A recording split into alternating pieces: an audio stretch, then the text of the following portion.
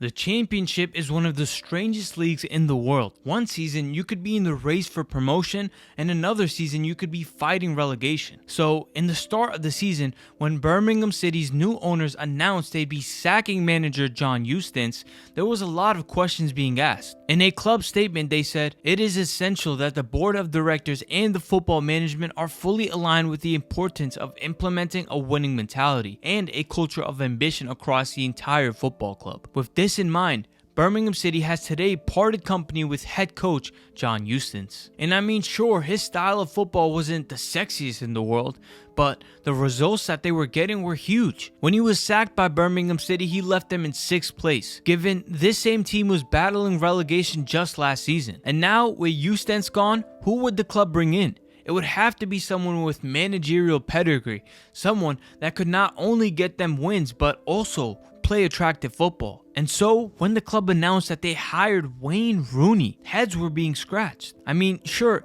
in terms of playing career, Wayne Rooney is an absolute legend of the game, but playing and managing are two completely different things. There are some great managers who were never really great players, and then there are some really great players who will never be great managers, with Rooney falling on the latter. But let's take a quick look at his managerial career, as he began his journey at Derby, moving from a player role to the manager seat. When Rooney took over Derby, they were bottom of the championship at the time, but climbed to 18th, 8 points clear of the relegation zone, before a late season slump saw them survive by a mere 1 point. The following season, after a total of 21 points were deducted, 12 for entering administration and 9 for historical financial breaches, it saw Derby get relegated to League One. And so, with that short stint, Rooney decided to head over to the MLS, as he became manager of DC United. That season, DC's win percentage dipped to 25.9% with Rooney at the helm, as they were mathematically ruled out of the playoff contentions early into the 2023 season. This apparently led to Rooney's mutual agreed departure, with his final record in all competitions having been won 14 games, drew 14 games, and lost a whopping 26 games. But hey, this was all Birmingham City needed to see, as they appointed Wayne Rooney manager 2 days later. When asked about what his goals with Birmingham are, this is what he said. But the Premier League is where we want to get to. It's an ambition of mine, it's an ambition of the clubs, and we're putting everything in place to make sure we do that in the near future.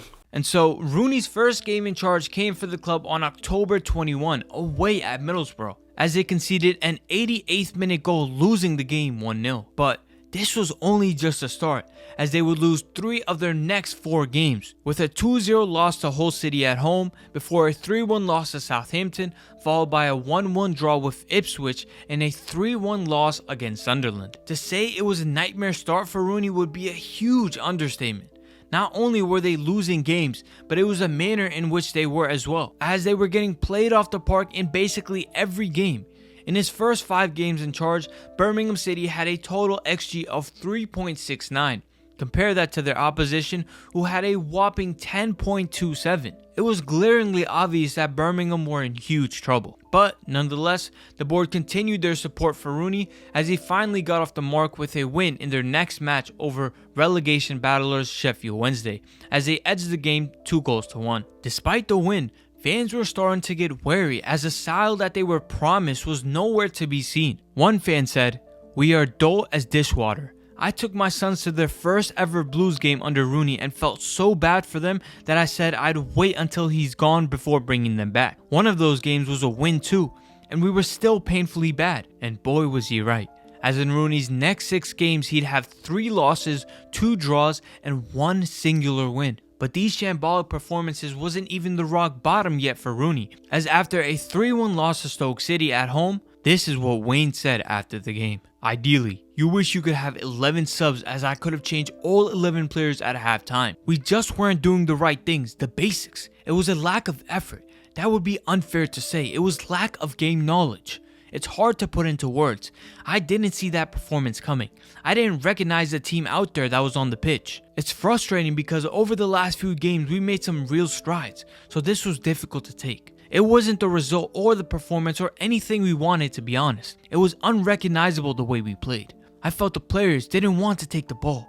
They didn't press the way we wanted them to, and we didn't deserve anything out of the game. And I mean, come on. To call out your players like that in the public, that's just never going to end well. Like honestly, even if every single player played horrendously, a good manager would never call out his team like that in the public eye. Like, can you imagine a Klopp or a Pep ever doing something like that? In my opinion, I think Rooney knew that the outside pressure was all coming towards him. So why not just publicly blame the whole team? That way the world can see, hey, maybe it's not Rooney's fault.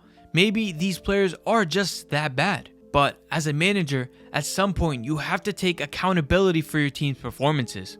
Like sure, they weren't following your game plan, but why are you trying to play this expansive way with players that are clearly not technical enough to do it? It just doesn't make sense. And so, after a draw against Bristol City and a 3-0 battering to Leeds, that was all she wrote for Wayne Rooney, as it's now just been announced live that he's officially been sacked. He released this statement on X saying, "I would like to thank Tom Wagner, Tom Brady, and Gary Cook for the opportunity to manage Birmingham City and the support they all gave me during my short period with the club. Football is a results business, and I recognize they have not been at the level I wanted them to be. However, time is the most precious commodity a manager requires, and I do not believe 13 weeks was sufficient enough to oversee the changes that were needed. Personally, it will take some time to get over this setback. I've been involved in professional football as either a player or a manager since I was 16. Now, I plan to take some time with my family as I prepare for the next opportunity in my journey as a manager." And so, to sum it up real quick,